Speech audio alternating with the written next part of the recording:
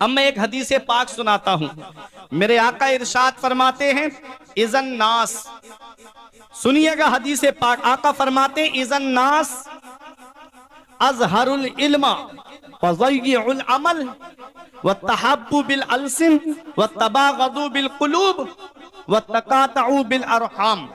मेरे आका इरशाद फरमाते हैं इज़न नास, कुछ लोग होंगे, कुछ ऐसे लोग होंगे अज़हरुल इल्मा, जो इल्म तो जाहिर करेंगे, इल्म तो होगा उनके पास में, काबिलियत तो होगी उनके पास में, सलाहियत तो होगी उनके पास में, व ज़य्युल अमल, और अमल जाये हो चुका होगा, अमल से खाली होंगे। इल्म होगा उनके पास में लेकिन अमल नहीं होगा। शेख सादी अलैहिर्रहमा गुलिस्ता के 8वें बाब में फरमाते हैं कि बगैर अमल का आलिम बगैर फल के दरख्त की तरह है, कि लोग तो उस पेड़ के नीचे आकर के सुकून पाते हैं लेकिन खुद दरख्त को खुद फायदा कुछ नहीं है। यही हाल है ऐसे आलिम का कि जो अमल नहीं करता है। और सुनिएगा, और बगैर इल्म का आबिद बगैर दरवाजे के घर की तरह है, कि जो चाहे वो घर के अंदर चला आए। इसलिए आबिद के पास इल्म होना जरूरी है और आलिम के पास में अमल होना जरूरी है। अल्लाह कुरान में फरमाता है अतामुरून अन्नासा बिल बिर्रि व तंसौना अनफुसकुम, तुम दूसरों को भलाई का हुक्म देते हो और अपने आप को भुलाए बैठे हो। अल्लाह कुरान में फरमाता है या अय्युहल्लज़ीना आमनू लिमा तक़ूलूना मा ला तफ़अलून, ऐ ईमान वालों वो बातें क्यों कहती हो जो खुद करते नहीं हो। इसलिए आलिमों के चाहिए कि वो अमल भी करे। और सुनिएगा, नबी ने फरमाया कुछ लोग ऐसे होंगे कि इल्म होगा उनके पास में, अज़हरुल इल्म, इल्म तो जाहिर करेंगे, व ज़य्युल अमल, और अमल जाये हो चुका होगा, अमल से खाली होंगे। नबी ने फरमाया व तहब्बु बिल अलसिन व तबागदु बिल कुलूब, और जुबान से मोहब्बत करेंगे और दिलों के अंदर बुग़्ज़ भरा हुआ होगा। जुबान से मोहब्बत करेंगे और दिलों में बुग़्ज़ भरा होगा, दिलों में नफरतें होंगी, दिलों में हसद होगा। और हसद ऐसी बीमारी है, हसद की बीमारी जिसको लग जाए, शेख सादी फरमाते हैं सिवाय मौत के इसका इलाज कुछ है ही नहीं। अगर हसद दिल के अंदर लग जाए, और अल्लाह अकबर, अफसोस तब होता है अगर कोई हमारा भाई बिल्डिंग बना ले या हमारा भाई कार खरीद ले और इत्तेफाक से वो अपने घर में फातिहा कराए या कुरान खानी कराए या न्याज कराए और दावत करे अपने मोहल्ले वालों की, गांव वालों की, बस्ती वालों की, तो उसके घर आएंगे, खाना खाएंगे और खाना खा के तारीफ करेंगे, बहुत अच्छा खाना आपने खिलाया, बहुत अच्छा मकान आपने बना लिया। और जैसे ही बाहर निकले फिर आपस में बातें कि इसके पास पैसा कहाँ से आया, इसको इतनी दौलत मिल कहाँ से रही है, अरे ये तो कार में भी घूम रहा है। देखो जुबान से मोहब्बत है, व तबागदु बिल कुलूब, और दिलों में बुग़्ज़ भरे हुए हैं, माशाअल्लाह हुई है। ये हाल है आज हमारी कौम का, जुबान से तो मोहब्बत करते हैं और दिलों में बुग़्ज़ भरा हुआ रहता है। इस दिल को बुग़्ज़ से, कीने से, हसद से पाक कर लो, तभी मदीने वाले मुस्तफा की मोहब्बत का चाँद इसमें रोशन होगा, की मोहब्बत का चाँद रोशन होगा। तो इधर जनाजा उठेगा, इधर मेरे इमाम का शेर पढ़ा जाएगा, यहिद में इश्क़ रुखे शह का चले, में इश्क़ रुखे शह का चले, सुनी थी चराग लेके चले। नारे नारे रिसालत, इल्माए अहले सुन्नत, मसलके आला हज़रत, नारे तकबीर, नारे रिसालत। नबी ने फरमाया इज़न नास अज़हरुल इल्म व ज़य्युल अमल व तहब्बु बिल अलसिन व तबागदु बिल कुलूब। कुछ लोग ऐसे होंगे जो इल्म जाहिर करेंगे, अमल से खाली होंगे, अमल जाये हो चुका होगा। नबी ने फरमाया जुबान से मोहब्बत करेंगे और दिलों के अंदर बुग़्ज़ भरे हुए होंगे, नफरतें भरी होंगी। नबी इरशाद फरमाते हैं व तकातउ बिल अरहम, और रिश्तेदारियां काटने वाले होंगे, रिश्तेदारियां तोड़ने वाले होंगे। आज थोड़ी सी दौलत आ जाए रिश्ता खत्म कर देते हम, आज थोड़ा सा पैसा आ जाए हम रिश्तेदारी तोड़ देते हैं। अल्लाह अकबर। आज बाप घरों के अंदर आंसू बहा रहे, माँ घर के अंदर आंसू बहा रही है, और बेटे के पास दौलत आई, पैसा आया, शहर में मकान बनाया, माँ बाप किससे कोई रिश्ता नहीं, कोई ताल्लुक नहीं। कितने घर हमने ऐसे देखे जिन घरों में माँ बाप आंसू बहाते। कभी तुमको ये लगे कि माँ बाप अल्लाह की कितनी बड़ी नेमत? तो इस मतलबी दौर में आज हर एक की मोहब्बत में मतलब मिलेगा तुमको, पड़ोसियों की मोहब्बत में मतलब, रिश्तेदारों की मोहब्बत में मतलब, घर वालों की मोहब्बत में मतलब। इस मतलबी दौर में अगर बगैर मतलब के कोई मोहब्बत करता है तो वो बूढ़े माँ बाप है जो अपनी औलाद से बगैर मतलब के मोहब्बत करते हैं। माशाल्लाह माशाल्लाह, जिंदाबाद जिंदाबाद। सुबह आज वही माँ बाप रो रहे हैं, आज वही माँ बाप घरों के अंदर आंसू बहा रहे हैं। बेटे के कमरे में एसी लगा है, जाड़ों में गर्म हीटर का इंतजाम, माँ बाप तीनों झोपड़ियों में रह के हाथ वाले पंखे से हवा करके शब रोज गुजार रहे। क्या इसी दिन के लिए माँ बाप ने औलाद को जवान किया था? क्या इसी दिन के लिए माँ बाप ने औलाद को पाला था? हम कौन सा मुंह लेके जाएंगे अपने नबी की बारगाह में? कयामत में मेरे आका ने हमसे पूछ लिया कि बुढ़ापे में माँ बाप की दौलत मिली थी, बताओ कौन सा सलूक उनके साथ कर कर आए? क्या कहोगे कि उनका बिस्तर घर से बाहर निकाल कर आए? क्या कहोगे उन्हें तीनों झोपड़ियों में रहने पे मजबूर करके आए? इतना याद रखना, बाप आंगन में लगे हुए पेड़ की तरह है। ये मदरसे के सहन में जो पेड़ देख रहे हो ना, दरख्त, आप याद रखना बाप आंगन में लगे हुए पेड़ की तरह है। जिस दिन ये पेड़ गिर गया ना, उस दिन धूप भी परेशान करेगी, गरम गरम लू के थपेड़े भी परेशान करेंगे। कितनी भी शिद्दत की गर्मी पड़े, कितनी भी तेज लू क्यों ना चले, हवा क्यों ना गर्म चले, आदमी पेड़ के नीचे चारपाई बिछा के बैठ जाए, आराम मिल जाता है। पेड़ के नीचे कुर्सी डाल के बैठ जाओ, आराम मिल जाता है। हमारे बुजुर्गों ने कहा बाप आंगन में लगे हुए पेड़ की तरह है। जिस दिन ये पेड़ गिर गया ना, उस दिन धूप भी परेशान करेगी, गरम गरम लू के थपेड़े भी परेशान करेंगे। आओ मैं आपको बताता हुआ चलूं, बाप क्या नहीं करता अपनी औलाद के लिए, बाप कौन सी कुर्बानी नहीं देता अपनी औलाद के लिए। कभी नौजवानों तुम्हें ये लगे मेरे बाप ने मेरे लिए क्या किया है, तो अपने अब्बा के पेशानी की सिलवटें देख लिया करो, अपने अब्बा के हाथ की लकीरें देख लिया करो। एक दिन मैंने पूछा, अब्बा मेरे हाथ की लकीरें नजर आ रही हैं, तुम्हारे हाथ की लकीरें कहाँ चली गई? थोड़ा चलाते चलाते हाथ की लकीरें मिट जाती हैं, दूसरों के घरों में मजदूरी करते करते हाथ की लकीरें मिट जाती हैं। बाप क्या नहीं करता अपनी औलाद के लिए, बाप कौन सी कुर्बानी नहीं देता अपनी औलाद के लिए। आज औलाद थोड़ा सा पैसा आ गया, माँ बाप से बात करना पसंद नहीं करती। इतना याद रखना प्यारे मुसलमानों, बाप अल्लाह की इतनी बड़ी नेमत है, बाप अल्लाह की वो अजीम नेमत है। जिस दिन ये साया सर से उठ गया, उस दिन चिराग लेके भी ढूंढोगे तो बाप जैसा प्यार करने वाली शख्सियत नहीं मिलेगी, माँ जैसी मोहब्बत करने वाली शख्सियत नहीं मिलेगी।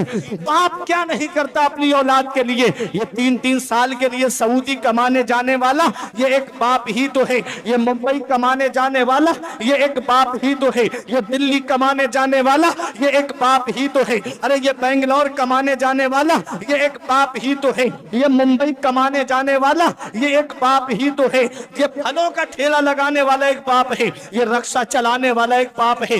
कभी लगे मेरे बाप ने मेरे लिए क्या किया है, तो चले जाया करो बहराइच शरीफ में बस स्टैंड की तरफ या मेरे गाजी के आस्थाने की तरफ, रात के 2 बजे 3 बजे ये ऑटो रिक्शा लेके रोड पे चलने वाला ये एक बाप ही तो है, ये फलों का ठेला लगाने वाला एक बाप ही तो है, ये बसें चलाने वाला एक बाप ही तो है, ये ट्रक चलाने वाला एक बाप ही तो है। बाप क्या नहीं करता अपनी औलाद के लिए, बाप कौन सी कुर्बानी नहीं देता अपनी औलाद के लिए। बाप आंगन में लगे हुए पेड़ की तरह है, जिस दिन ये पेड़ गिर गया, जिस ये साया सर से उठ गया, उस दिन धूप भी परेशान करेगी, गरम गरम लू के थपेड़े भी परेशान करेंगे।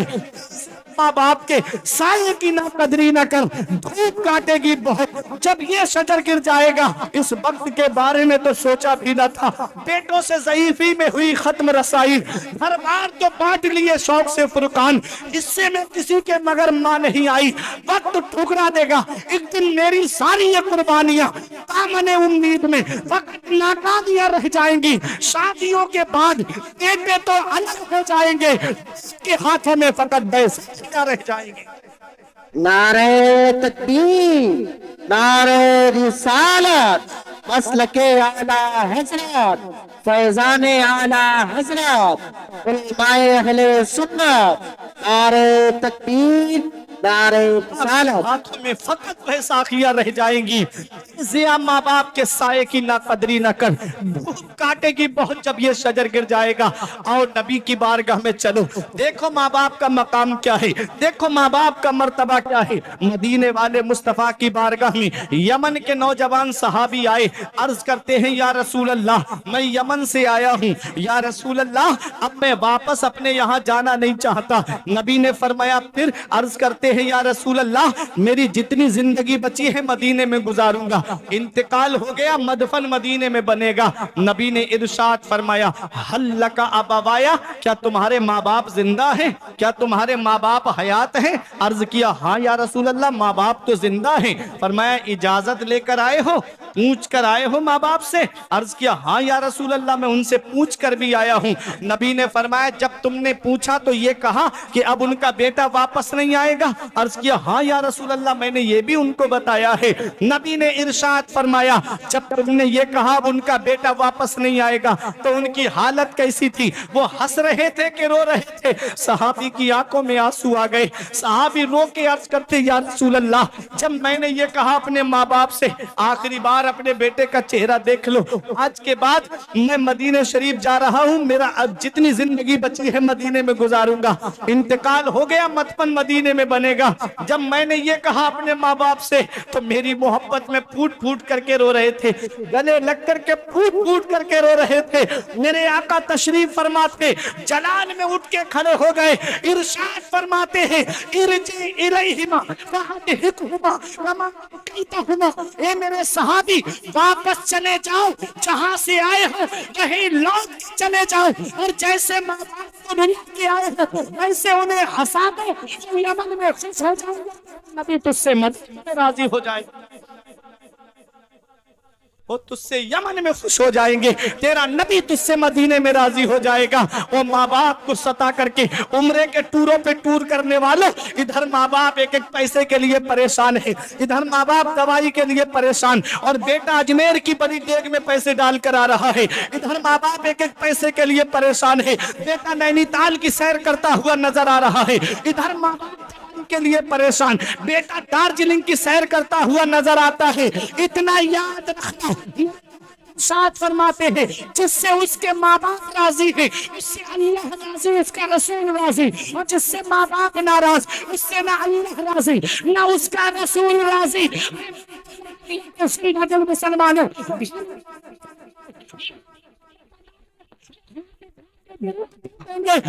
तेरी तकदीर को बदल देगा, तेरी किस्मत को बदल देगा, और फरमाएगा कि तेरी नस्लें खाएंगी तब भी वो पैसा खत्म नहीं होगा। अल्लाहु अकबर, या रसूल अल्लाह।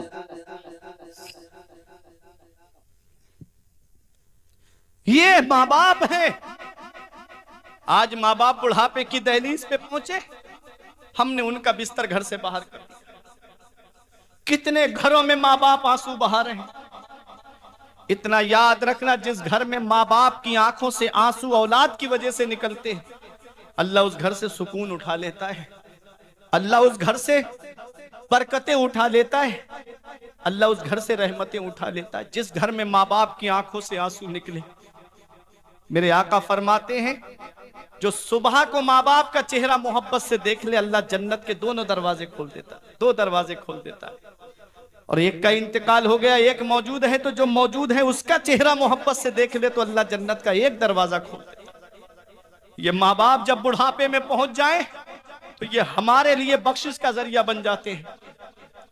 रमजान शरीफ का महीना आ रहा है ना, चंद दिन की बात है, 2-3 दिन के बाद में आप देखेंगे वो बहारें लूटेंगे आप।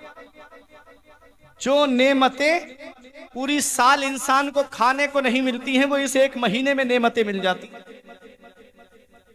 फल सेब 100 रुपए से ऊपर किलो बिकता है, लेकिन रमजान शरीफ के महीने में देख लेना, गरीब से गरीब आदमी के भी दस्तरखान पे फल रखे हुए आपको मिलेंगे। ये बरकत है रमजान शरीफ की, उसमें बरकत के दरवाजे खोल दिए जाते हैं, उसमें रहमत के दरवाजे खोल दिए जाते हैं, उसमें जन्नत के दरवाजे खोल दिए जाते हैं। व गुल्लिकत अबवाबो जहन्नम, जहन्नम के दरवाजे बंद कर दिए जाते हैं। वह सुलसिलति शयातीन, और शयातीन को जंजीरों में कैद कर दिया जाता है। ऐसा बरकत वाला महीना हमारे दरमियान आ रहा है, लेकिन जरा जरा सी बात पे हम रमजान के रोजे छोड़ देते, जरा जरा सी बातों पे रोजे छोड़ देते। सर में दर्द हुआ, डॉक्टर साहब ने बताया है कि तबीयत ठीक नहीं है, मामला खुद का है, डॉक्टर साहब के ऊपर रख दिया ले जा करके। खुद का मामला है, खुद का नफ्स नहीं चाह रहा है रोजे रखना, और रखा मामला डॉक्टर साहब पे। डॉक्टर साहब ने मना कर दिया है, इंजेक्शन लगवा लिया है, रोजा टूट गया है, अब क्या करें इमाम साहब। ये हालात आज हमारी कौम के हैं। रमजान शरीफ का रोजा अगर कोई जानबूझ करके, कोई उज़्र शरआ नहीं है, उज़्र शरई नहीं है, जानबूझ के रोजा, एक रोजा छोड़ दे, उसके बदले में पूरी जिंदगी रोजे रखे, तब उसे एक रोजे के सवाब को नहीं पहुंच सकता। अल्लाह इम्तिहान लेता है अपने बंदों का कि मैंने 11 महीने तुमने मेरी नेमतों को खाया, क्या उन नेमतों को एक महीने के लिए, सिर्फ एक महीने के लिए दिन में छोड़ सकते हो? लेकिन हम उसमें भी फेल हो गए। मस्जिद का शिकम नमाजियों की ग़िज़ा से खाली हो गया। रमजान शरीफ में मस्जिद आबाद, और जैसे ही ईद की नमाज हुई फौरन मस्जिद की तरफ फिर मुड़ के नहीं देखते, जुमे की जुमे आदमी पहुंचता है। ये हालात आज हमारी कौम के हो गए। जब भी कहता हूं या अल्लाह मेरा हाल देख, हुक्म होता है अपना नामे आमाल देख। आज हमारे नामे आमाल में कोई ऐसी नेकी नहीं है जिस पे सीना तान के ये कह दे ये नेकी जन्नत में लेके जाएगी। फिर भी सीना तान के कहते हैं जन्नत में जाएंगे। जन्नत मिलना इतना आसान नहीं है जितना आज तुमने सोच रखा है। अम हसिबतुम अन तदखुलुल जन्नत, क्या तुम ये गुमान करे बैठे हो कि जन्नत तुम्हें इतनी आसानी से मिल जाएगी? अगर जन्नत मिलना इतना आसान होता तो देखो हजरत उस्मान गनी को, देखो अपने वक्त के उस्मान गनी को। ये कौन है उस्मान गनी? ये वो है जो सहाबी रसूल भी है, अशराए मुबशरा में से भी है, दामाद रसूल है, और जो मकाम हजरत उस्मान गनी को हासिल है वो किसी और सहाबी को हासिल नहीं है कि नबी की 2 शहजादियां एक के बाद दीगर हजरत उस्मान गनी के निकाह में आई है। उसके बाद नबी फरमाते हैं अल्लाह मुझे 40 बेटियां देता और एक के बाद दीगर उस्मान के निकाह में देनी होती तो मैं उस्मान के निकाह में दे देता। ये मकाम है उस्मान गनी का। गज़वे तबूक के मौके पे जो अशरफियां दिरहम दीनार नबी की बारगाह में ला करके आपने रखे थे तो एक ऊंचा ढेर लग गया था। नबी उन अशरफियों को उछालते जाते और दुआ फरमाते जाते, आज के बाद मेरा उस्मान कोई नेकी ना भी करे तब भी जन्नत उसके ऊपर वाजिब हो गई है। ये है हजरत उस्मान गनी का मकाम। लेकिन सुनो मैना निवरिया के जिंदा दिल मुसलमानों, इतनी बड़ी शान का जो मालिक हो, जिसे दुनिया में जन्नती होने का मिला हो, जिसे नबी ने दुनिया में जन्नती होने की खुशखबरी और बशारत सुनाई हो, जरा सोचो उसके खौफे खुदा का आलम। आज हमारी आंख से एक आंसू नहीं निकलता। पूरी तकरीर हम सुनते लेकिन एक आंसू हमारी आंख से नहीं टपकता। कुरान की तिलावत करें तब भी हमारी आंख से एक आंसू नहीं टपकता। जनाजे के साथ जा रहे हैं, कोई फोन पे लगा है, कोई मजाक करता जा रहा है, कोई हंसी बनाता जा रहा है, एक आंसू हमारी आंख से नहीं निकलता। कभी दौलत पे घमंड आने लगे, कभी पैसे पे नाज होने लगे, कभी बिल्डिंगों पे फख्र होने लगे, कभी बच्चों की नौकरी पे तकब्बुर आने लगे। तो ऐ मेरे बुजुर्गों, एक चक्कर कब्रिस्तान का लगा लिया करो। वहां तुमसे ज्यादा दौलत वाले लेते हैं, वहां तुमसे ज्यादा पैसे वाले लेते हैं, वहां तुमसे ज्यादा सरमाए वाले लेते हैं। और जिनकी नाक पे कभी मक्खी नहीं बैठती थी, आज उनके जिस्म को मिट्टी ने गला सड़ा करके एक तरफ कर दिया। किस बात पे तकब्बुर, किस बात पे? अपने रब को राजी करके जाओ, अपने रसूल को राजी करके जाओ। अरे दुनिया में जब वफादार बन करके रहो, अल्लाह के फरमान पे अमल करते रहो। जब दुनिया से जाना हो तो ये कह के दुनिया से जाना कि ज़माना खफा है, तो क्या गम है इसका? ज़माने के ठोकर लगाए चला जा, ज़माना ही एक दिन तेरे साथ होगा, तू आता तो अपने मन में चला जा।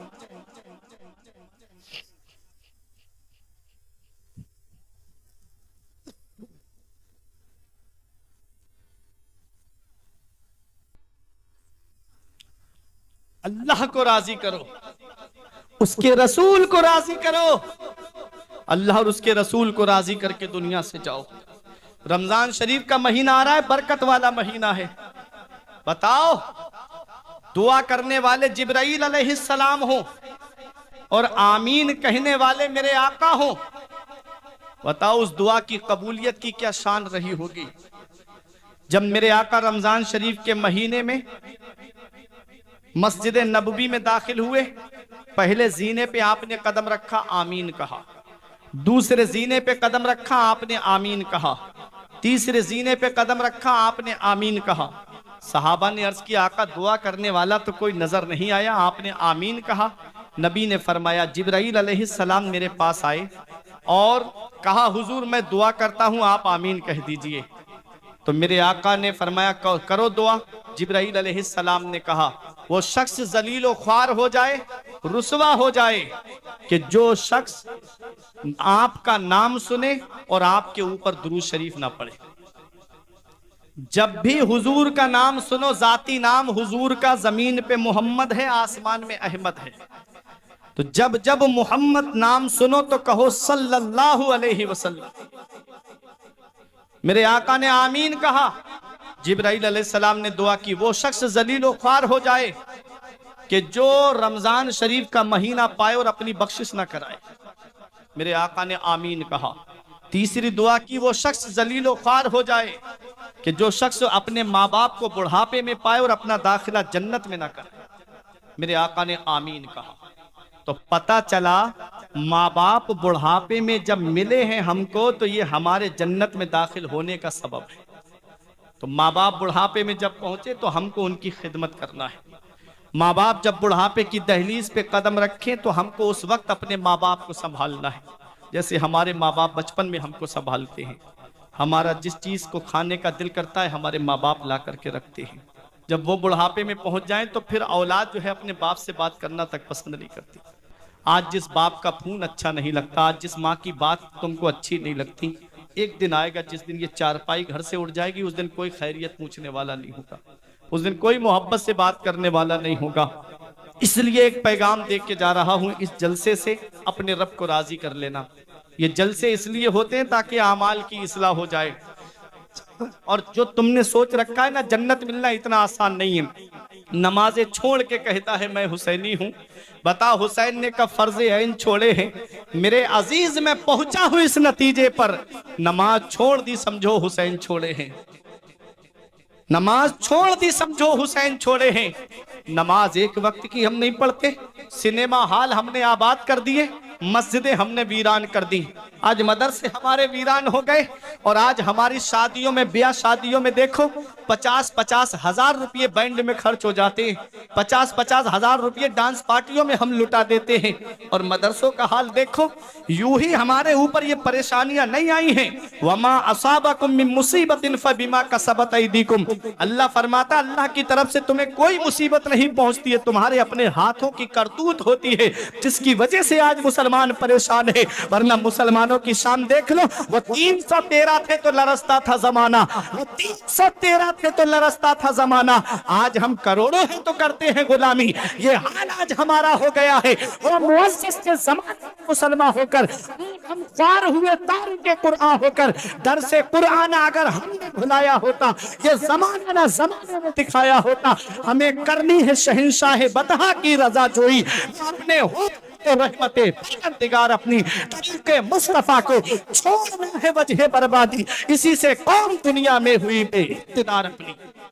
आज जो हम जलील हैं, रुसवा है, परेशान है, इसमें हमारे अपने आमाल की वजह है। आज हम अपनी मस्जिदों में अल्लाह की इबादत करने के लिए नहीं जाते, ये वुजू खाने आवाज दे रहे हैं। और रमजान शरीफ में मस्जिद को आबाद करने वाले 11 महीने मुझको आबाद रखना। आज जैसे ही ईद की नमाज पढ़ी, मस्जिद की तरफ से पीट करके ऐसे आए, फिर जुमे के दिन ही मस्जिद में जाते हैं। इल्ला माशाअल्लाह जो नमाज पढ़ने वाले हैं, जो 5 वक्त नमाजी है, वो हर वक्त अपने रब की इबादत करते हैं। मैं आखिरी बात आपको बता दूं, मरहूम हजरत उस्मान गनी का खौफ खुदा देखिए।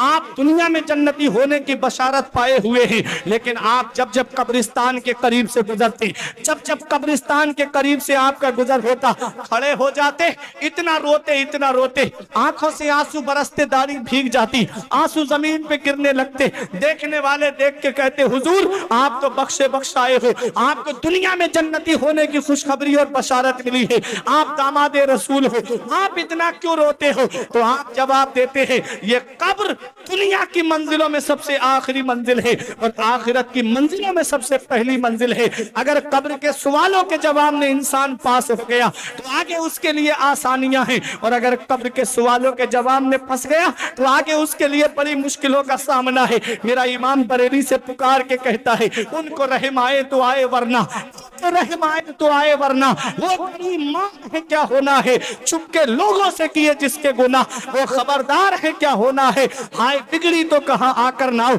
ऐ समझदार है क्या होना है, कल तो दीदार का दिन है और यहाँ आंख बेकार है क्या होना है। आज बदनिगाही करके ये आंखें इस लायक नहीं रही कि अपने नबी के सामने खड़े हो सके, आज फिल्में देख करके ये आंखें इस लायक नहीं कि हम अपने नबी के सामने खड़े हो सके। बताओ इन आंखों को लेकर के नबी के सामने हम कैसे हाजिर होंगे? लेकिन कभी नहीं सोचा मेरे नौजवानों, तुमने कभी ख्याल आए कि कभी फिल्में देख करके सो गए, आंख कब्र में जाकर के खुली तो कौन है जो तुम्हारे काम आएगा? गाने सुन के सो गए और आंख कब्र में जाकर के खुली तो कौन है जो तुम्हारे काम आएगा? इसलिए अपने नबी के गुलाम बन जाओ, नबी के वफादार बन जाओ, मस्जिद के दरवाजे भी खुले हुए हैं, अल्लाह की इबादत करो, अल्लाह तुमसे राजी हो गया, रसूल तुमसे राजी हो गए, तो जब तक दुनिया में रहोगे तब भी आराम से रहोगे, मरने के बाद से रहोगे, मैदान महशर में उठोगे तो ये नारा लगाते हुए जाओगे कि खुद में होगा हमारा दाखिला इस शान से, हम तो अल्लाह का लगाते जाएंगे। अच्छे काम करके दुनिया से जाओ, नेक अमल करके दुनिया से जाओ। कभी तुम्हें यह लगे कि मैं दुनिया में किस लिए आया हूं तो एक मेरी नसीहत सुन लेना। अपनी जगह बैठने जा रहा हूं, एक दिन कमरे के अंदर लेटना, सबको, जवान बच्चे बूढ़े सबको मेरा ये पैगाम है, लाइट बुझा देना कमरे की, अकेले लेटना, कहीं से रोशनी ना हो, फिर आंख बंद करके ये तसव्वुर करना कि मैं मर चुका हूं। अब मैंने जो कोट खरीदा था ना, कई कोट शोरूम में जाकर के अपने जिस्म पे डाल करके देखे, पसंद नहीं आया, जो पसंद आया उसको मैं खरीद के लाया, वो कोट में अपने जिस्म से उतार भी नहीं पाया, कैंची से काट करके उतारा जा रहा है। वो मेरा कीमती लिबास अब कैंची से काट के उतारा जा रहा है, मुझे गुस्ल के तख्ते पे लिटा दिया गया। अब तसव्वुर करना कि मुझको कफन पहनाया जा रहा है, अब तसव्वुर करना कि 4 लोग मुझको कांधे पे लेकर के कब्रिस्तान जा रहे हैं, अब तसव्वुर करना कि मुझको कब्र की काली कोठरी के अंदर रख दिया गया और तख्ते लगा दिए गए, मिट्टी डाल दी गई, घर वाले वापस आ गए, रिश्तेदार वापस आ गए, पड़ोसी वापस आ गए, गांव वाले वापस आ गए। अब मैं उस काली कोठरी में हूं, अब कौन है जो अब मेरे काम आएगा? सोचना, तसव्वुर करना। ये तसव्वुर अगर हमारे दिल के अंदर आ जाए तो क्या ये तसव्वुर गाने सुनने देगा? बताओ, क्या ये तसव्वुर गाने सुनने देगा? क्या ये तसव्वुर हमको फिल्में देखने देगा? क्या ये तसव्वुर जुए की दुकान पे जाने देगा? क्या ये तसव्वुर शराब के अड्डों की तरफ जाने देगा? तसव्वुर करना, सोचना जाकर के तन्हाई में। बड़ी बड़ी उम्रें पाने वाले दुनिया में आए, उनका नाम मिटा दिया अल्लाह ने। बड़ी बड़ी दौलत वाले आए, अल्लाह ने उनका नामो निशान मिटा दिया। कारून ने एक लफ्ज बोला था मूसा पैगंबर से कि अब अल्लाह फकीर हो गया, हमसे पैसे मांग रहा है, खजाने के साथ जमीन में धसा दिया अल्लाह ने। न दौलत पे घमंड करो, न हुस्न पे घमंड करो, न सेहत पे घमंड करो। मौला अली शेर खुदा फरमाते हैं, दौलत पे सेहत कभी घमंड ना करे, बीमारी लगने में वक्त नहीं लगता है और पैसे के जाने में वक्त नहीं लगता। कैसी कैसी बीमारियां चल रही हैं, ये डॉक्टरों से पूछिएगा आप, वो बताएंगे आपको।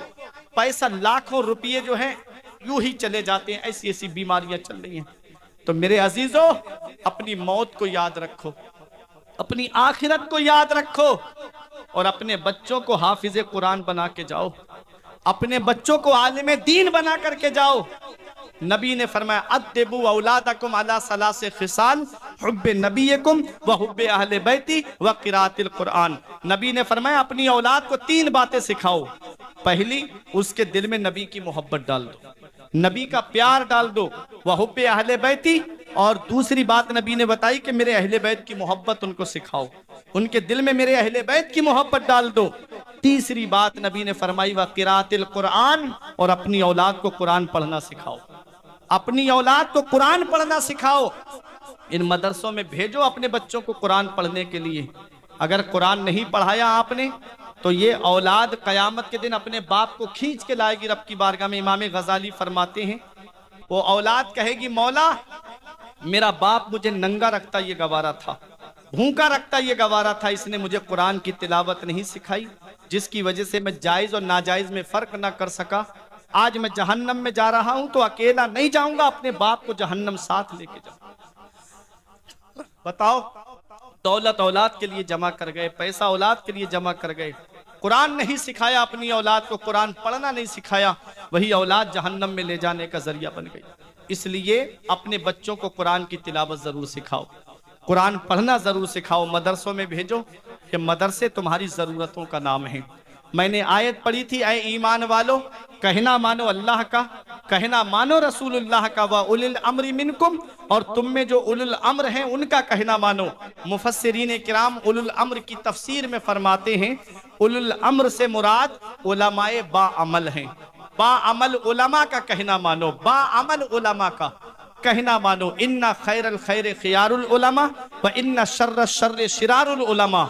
उलमा में सबसे बेहतर उलमा उलमाए खैर हैं जो भलाई का हुक्म देते हैं, और उलमा में सबसे बुरे उलमा वो हैं जो बुराई का हुक्म देते हैं, बुराई की तरफ लेकर के जाते हैं। उमर फारूक आजम ने हजरत काब से पूछा कि कौन सा आलिम बेहतर है और कौन से आलिम के दिल से ईमान इल्म के नूर को खत्म कर दिया जाता है। तो हजरत काब ने फरमाया कि आलिम के दिल से इल्म के नूर को जो चीज खत्म कर देती है वो लालच है। लालच जिस आलिम के अंदर आ जाए, दिल के अंदर आ जाए, तो उसके दिल से इल्म का नूर खत्म हो जाता है।